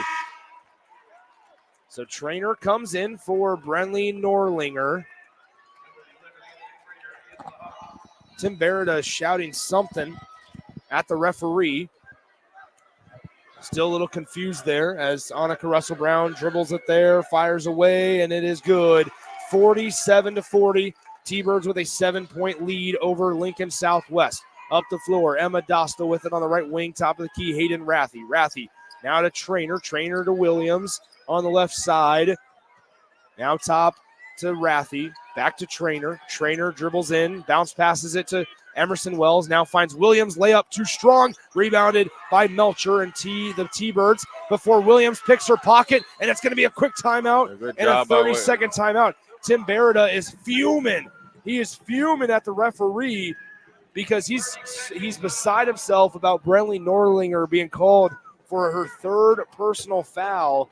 He called a timeout and instantly jogged over to the referee and gave him an earful. Hey, Nick, sometimes as a coach, you get the double bonus, right? It was a great play by Kennedy Williams that she just missed that shot to the hoop, and then she did a really good job of getting the steal. Heads-up play by the coach calling a timeout. But the referee kind of slow played him the first one. Now you got to come see me. So I think he made his point clear to the referee before that timeout was taken. 47-40, 5:28 to play in the ball game. The winner of this one gets Millard West, the number 1 seed, tomorrow night at 6:15 p.m. We'll be on the air all day tomorrow from Pinnacle Bank Arena with Championship Saturday. You can hear every single champion crowned live right here on 93.7 The Ticket. On the sideline inbound, they get it into Williams. How about the defensive play by Williams? Has over 90 steals this season, saves it from going out of bounds, and Tim Barrett wanted to keep the possession and calls a timeout. Here's Williams on the right wing. Jab steps again, crosses over right to left. Now Wells pops the three from the top of the key and banks in. The bank is open late on a Friday night. That's called the ATM right there. So here is, Kenzie Melcher, floater, airballed. It goes out of bounds to the Southwest Silverhawks. And how about Emerson Wells? The ATM is always open. The bank is open There it just is. in the regular time, but when you bank it in from deep, that's called the ATM shot, Nick. Here is Kennedy Williams. Williams looking over towards Coach Tim Barrett.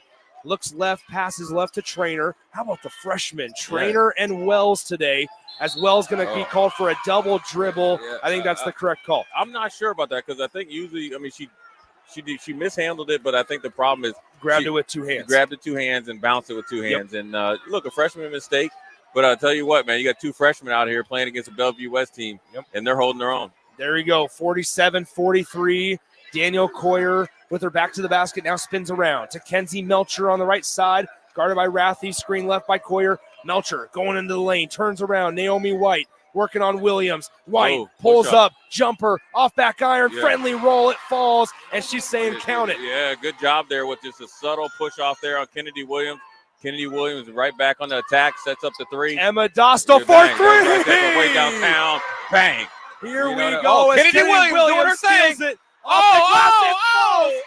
got pandemonium. We got pandemonium. Kennedy Williams said, I'm in the building. Look. This place is bonkers. Kennedy Williams is showing you Jay, what. You good? Jay, take your mic out of your mouth, man. Jay's all right. We're losing Jay on the sideline. I can't help it. I got excited. Before Emma Dostal even made the three-point shot, Kennedy Williams had stolen the ball instantaneously, laid it in, fell down, probably drew a foul, didn't draw a whistle, and it's a 49-48 ball game with 4:06 to play. Ooh-wee. So it was a timeout. It looked like it could have been an and one. I apologize for coughing into my mic. Oh, well, it's okay. Yeah, I just wanted to make sure you're okay. No, you didn't care. I did, Jay. You I put need something somebody in my to finish drink. this incredible game with me. But the thing is, it looked like it should have been an and one play underneath the hoop, right? Kennedy Williams got bumped a couple times and made the miraculous layup. I think Coach Barada called the timeout, or maybe Coach Bacon called the timeout. You got the Southwest fans all standing up at attention, both at the play of Kennedy Williams, but they're up there talking to the rest. You know what's always amazing about fans? You'll be way up there in like row 12, yelling down at the ref. He can't hear you. Even if he wanted to, he couldn't. And he ain't listening anyway. Nope. So, but the funny thing is, the fans there wanted the and one. I'm sure Coach Barada wanted. I got to give me some water. Yeah. It sounds like you got one? Yes, okay. I do. I got an extra one here. Yes, Nick, I'm fine. I just got to double check on my man Jay Foreman. Jay, what a ball game. Just like that. Southwest looked dead in the water, down 7. Kennedy Williams gets it going. It tells you that she's such a great player. When you're not on, you know how to affect the game in a positive way. Look how physical it is. She's got a little bit of gauze in her nose. This is a bloodbath out here. Here it comes. Annika Russell-Brown going to work on the freshman trainer. Russell-Brown right side, Melcher. Melcher on the right wing, guarded by the freshman Emerson Wells. Steps over, and that's a traveling violation on Kenzie Melcher. Emerson Wells is the X factor. She was the X factor on defense when she was in the game on Wednesday night against Southeast. She's the X factor now against Bellevue West, against a veteran player in Melcher, right? The size and strength of her as a young freshman, able to stop the drive and make Melcher travel there. It was a great defensive play. 49-48, Williams with some gauze on her left nostril, passes it to the left side. It's Trainer at the top of the key to Williams. Williams guarded by Mia McVeigh, directly in front of head coach Tim Berida to Emerson Wells. Don't forget, just a couple of moments ago, Wells started this whole run with a three-pointer. Trainer in the lane to Wells for the three, in the lead. It bounces off back iron, no good. And Mia McVeigh comes away with the rebound. McVeigh pushing the pace against Rathy. Now to Naomi White. She runs downhill on Emerson Wells. Floater, good. Ice in the veins for Naomi White. That's the X factor on Naomi White. When she gets into the middle of the lane, you better start thinking about double teaming her, make her get that ball out of her hand. Ladies and gentlemen, 2:58 to go. Fourth quarter, 51-48. Rathy on the right wing to Griffin.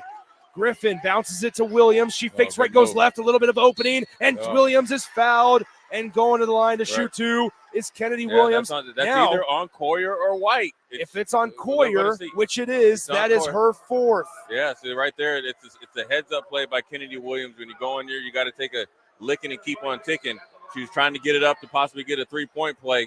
Now she's at the free throw line trying to get into that deficit with the clock not running. Kennedy Williams, bang, 51-49. Now, listen, Coach Bacon said he's going with his veteran player, Trust Coyer, down the stretch, not subbing her out. And then now Coach Barada said he's going to go sub for sub, veteran for veteran. Here comes Dostal back, right? A little bit more, older, veteran, stronger player. Defense, offense for defense, but nevertheless, good minutes by Trainer, the freshman. Free throw, no good. Rebound by Southwest, but it goes out of bounds. Right. Griffin couldn't save it. She had position on Coyer, and it goes out of bounds to the T-Birds. 51-49. Bellevue West with a 2-point lead, 2:43 to play in the fourth quarter. Russell-Brown with it. She lost it.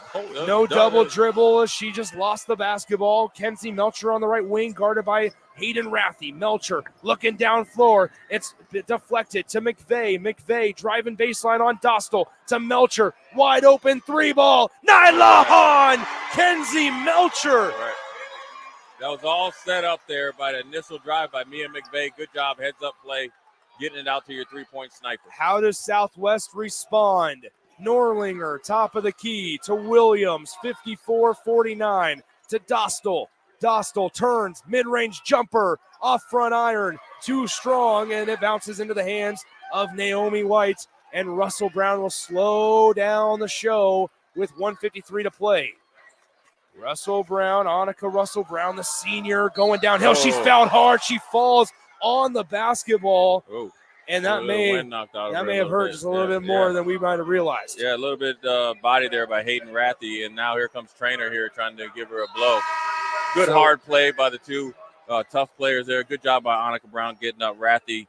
The the junior guard just got into her a little bit, and as she was dribbling, got underneath her, she fell down, hit the floor pretty hard. So Trainer, the freshman, comes in to replace Norlinger. Inbound here to Melcher. Melcher on the right wing to the top of the key. McVeigh kicks it out. Naomi White, 18.5 per game for Naomi White, the Bellevue West leading scorer. She crosses over, gets it knocked away from her by Trainer. A jump ball, and possession arrow keeps it with the T-Birds with 1:35 to go. If you can get a stop here, that's really good there for the Silverhawks. If you can get stop and get a score, anytime that you go for a steal, you don't have to worry about fouling. You can go for the jump ball and gain that possession back. So 54-49, 1:35 to play in the fourth. Melcher with the inbound. She stops at the free throw line. Now right side, Naomi White with it. White to Annika Russell-Brown. 1:27 to play. Fourth quarter, a trip to the state championship on the line. Russell-Brown hands it off Melcher. Melcher on the right wing, guarded by Rathy. Now Brown, top of the key, three ball, short. And the rebound goes to Kennedy Williams. It goes out of bounds.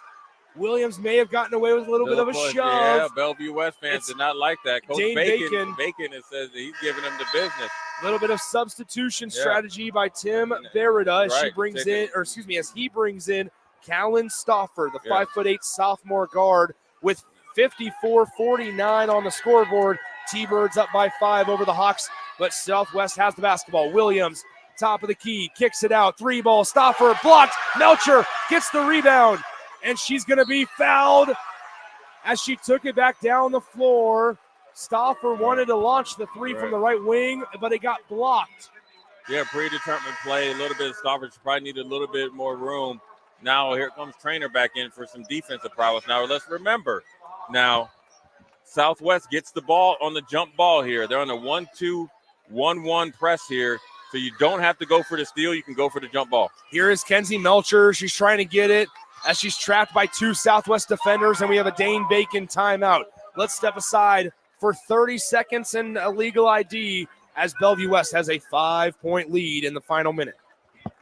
This is Lincoln's home for sports talk on the FM dial. Also online at theticketfm.com. On the internet, KNTK FM Firth, 93.7 The Ticket. Sandhills Global is hiring. With their fast-paced, growing culture, they have hundreds of new openings in sales, marketing, traveling support, software development, web design, and more. Full-time roles offer a 4.5-day work week, along with flexible internships in most areas. Career and internship opportunities are available at our global headquarters in Lincoln, Nebraska. Find your fit today at www.sandhills.jobs.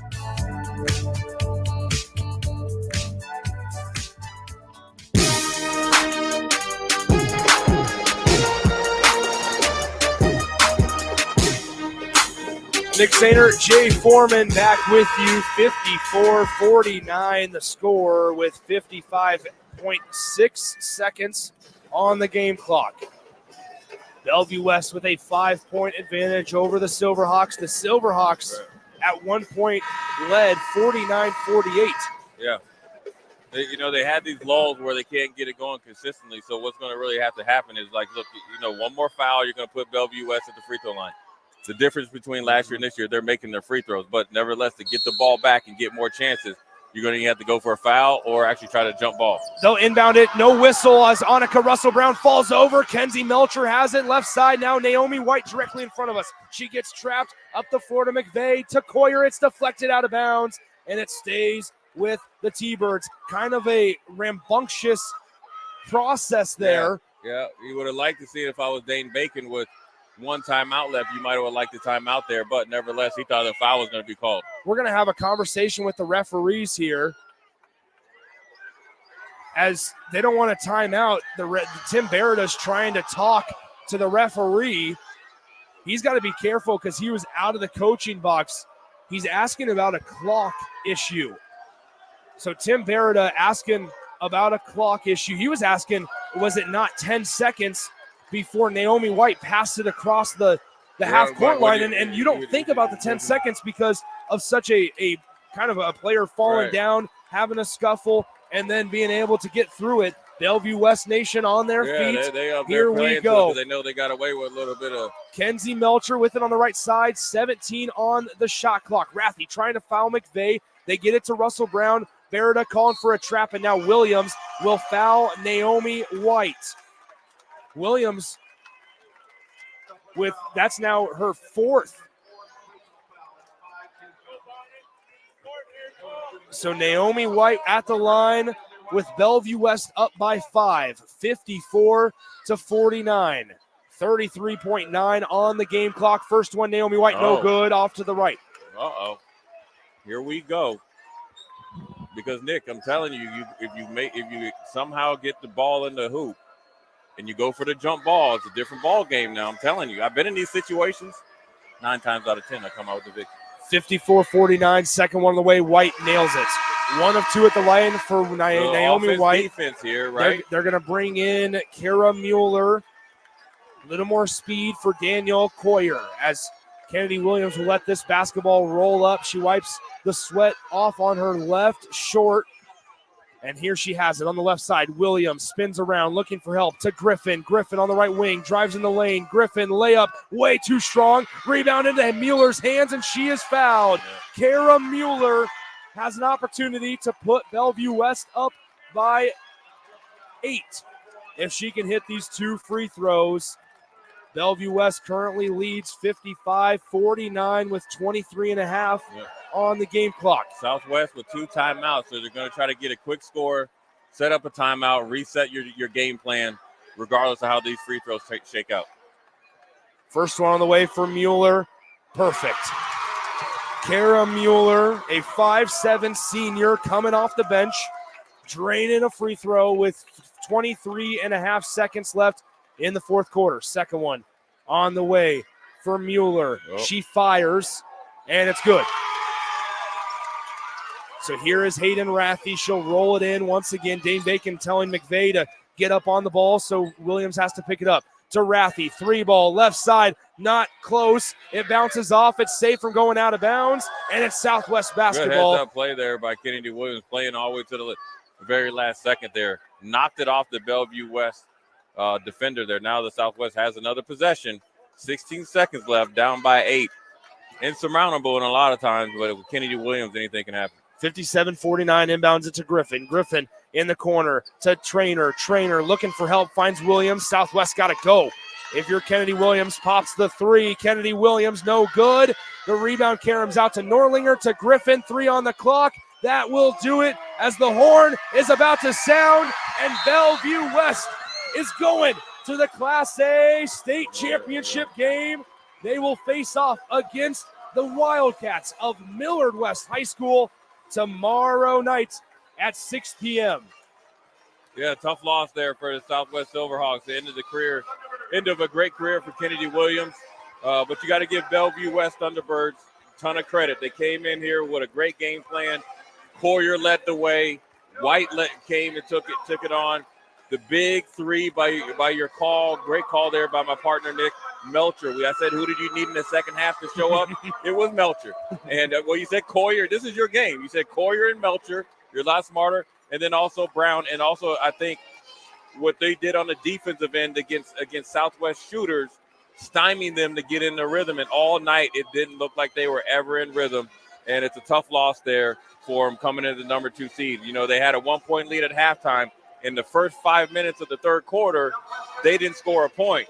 That's where I think the game was won and lost. Now, they came back, right, on that run with Kennedy Williams and Trainer, but that takes a lot out of you, and it wasn't rhythmic and sustainable offense. And so Bellevue West, I think, overall from start to finish was the better team tonight. Tim Berida just had a conversation with the NSAA official regarding the clock. Yeah. And so we'll pay attention to that, because that was still when I believe if I want to, it was a 5 or a 6 point differential, and there was still 40 plus seconds left on the game clock. That's a massive amount of time. And what he was saying, so the game clock started at 46. It was stopped at 33. Yeah. So he's just saying realistically, it's been over 10 seconds. It's been over 10 seconds because when they stopped the clock, it was just barely over half court. And that is a crucial call, because then you get the ball back again, Nick, in your court, in the front court. If you score, you can actually, like I said, go for the jump ball, get another possession. You don't have to burn a timeout. You don't have to foul. The whole momentum of the game is a lot different. But nevertheless, the call might have been missed, might have been made the right way. Bellevue West is moving on. They got a big challenge tomorrow, but you know what? Like I said, and like you said as well at halftime, Bellevue West may be better equipped to play this Millard West team. Why? Because they're familiar with them, number one. Number two, you have multiple scorers that can score multiple ways. They can shoot from three, they can drive it, and when you have two excellent guards like Brown and White that can handle the ball, get downhill, right, that will put a lot more pressure on the Greaser twins and everybody else to defend. And then the ultimate X factor, okay, could be Coyer. You've seen it tonight. She starts there, she sets the offense, passes it, dives. If she's able to get on that block early and often against Millard West, it's going to be a game I'm excited for tomorrow. It's going to be an exciting day tomorrow from top to bottom. Jay mentioned maybe Bellevue West maybe matches up just a little bit better overall with some of the shooters and the fast-paced game that Millard West can play. Both of these teams would have been able to match up pace-wise, but maybe shooter-wise, Bellevue West might be able to match up a little bit better with Millard West tomorrow. Back when those two teams played in the heart of the season, Millard West defeated Bellevue West by 12 points, which we've seen Millard West play, and that's a small margin for a team like Millard West. 12 points is not a comfortable margin for these two teams between Millard West and Bellevue West just on how well they can shoot the basketball. Yeah, what an incredible semifinal day, and Jay also Foreman. real quick, Nick, is the difference between Southwest and maybe Bellevue West. You have a young team. Kennedy Williams, the only senior. Bellevue West, all seniors pretty much, and they have seniors coming off the bench. And so when you think of the ability to stay in this game, whether you have defensive stalwarts like Altman, who's a senior coming off the bench, and all you have like Melcher and all them, they're veterans, right? They came here and took their lumps last year. They got to the championship now. I think they're playing better than they have at the beginning and end of the season, and they're playing with a ton of confidence too. Yeah. When you have White and Brown and the host of players, Melcher over there about to get interviewed by one of our colleagues, it's a good problem to have for Coach Bacon, where you have 4 or 5 scores. Let alone, let's not forget Mia McVeigh, the job that she did at times on Kennedy Williams, right? It was just being a pest, being there step for step, right? And then also when she had the opportunity against a freshman like Trainer, she took it to the hoop. So when you have timely scoring and then also teamwork, that's how you're able to pull through these games and beat a good Southwest team by 6 points. So once again, your final score here today, 57-51. Bellevue West gets the victory over Lincoln Southwest High School. Bellevue West will play for the state title for the first time since 2014. They were runner-up in 2011, 2013, and 2014. They haven't won it since 2010. They have won the Class A title 3 times, and that was in 2007, 2009, and as I just mentioned, 2010. For Millard West, they're going to have an opportunity to win the first state championship in school history. They've been there 3 times. They've been runner-up all 3 of those times. And guess who they were runner-up to in 2010? The Bellevue West Thunderbirds. They were runner-up in 2008, 2010, and 2016. So there you have it. Your final score once again, Bellevue West escapes. They prevail. They upset number 2 seed Lincoln Southwest 57-51. Join us all day tomorrow starting at 9 a.m. for State Championship Saturday. Josh Lill will have the call for you starting at 9 a.m. And then I believe, Jay, you and I take it the rest of the day. Yeah, man. It's championship Saturday is like no other. And, this last game, I think, is just going to be a preview of what it could be tomorrow. And obviously, the cherry on top is going to be Millard West against Bellevue West, 2 teams that know each other, 2 Metro teams, and both had some hard games to try to get here. And I think Millard West got tested early, obviously against Omaha Central, and then Bellevue West was playing a game Southwest team and gave them all that they can handle. And they played their best game. They stepped up when have all 5-year seniors and veteran players step up. Coach Bacon is going home a happy man tonight. We'll talk about, let's just give you the teams that are playing in each class's state championship game before we get out of here. In Class D2, Overton, the number 1 seed, will face off against the number 3 seed Why Not, who defeated the number 2 seed Falls City Sacred Heart tonight to advance to tomorrow night's state championship game in D1 action. This is the one that Josh Little will have the call at 9 a.m. The Pender Pendragons will face off against Southern Valley tomorrow morning. In Class C2, UTAN faces off against Crofton. In C1 action, Lincoln Christian and head coach Scott Klein face off against Sidney. So Sidney trying to become one of the few panhandle teams from the state of Nebraska to win a state championship game. In Class B, Omaha Skutt and their high-powered, fast-paced offense faces off against Britt Prince and Elkhorn North. And in Class A, tomorrow night at 6:15 p.m., it's the number 1 seed Millard West Wildcats and head coach Mark Kruger going up against Dane Bacon and the Bellevue West Thunderbirds. Once again, I want to thank you for joining us all day long, all week long, on Wednesday, Thursday, and Friday, as we brought you plenty of girls' state basketball coverage all week long, and we're not stopping yet. It's Championship Saturday tomorrow, and we'll start the day with Pender and Southern Valley at 9 a.m. pregame at 8:45 p.m. with Josh Little on the call. Your final score one more time, Bellevue West 57, Lincoln Southwest 51. For the Husker Hall of Famer Jay Foreman, I'm Nick Sainert saying so long from Semifinal Friday at Pinnacle Bank Arena, and we'll talk to you tomorrow on Championship Saturday right here on 93.7 The Ticket. You had to know that when Wingstop set out to make a crispy, juicy chicken sandwich, they wouldn't make it in just one flavor. They'd make it in all 12, like lemon pepper, mango habanero, hickory smoked barbecue, and OG hot. So why have one new favorite chicken sandwich when you can have 12? Try the new sauced and tossed Wingstop chicken sandwich today for only $5.49 at Wingstop, where flavor gets its wings. Valid for a limited time and available at participating Wingstop locations only while supplies last. Price subject to applicable taxes and fees. At Southeast Community College, community is our middle name. Our continuing education classes offer personal interest, traffic safety and licensing, online learning, and adult education classes across Southeast Nebraska or online in your own home.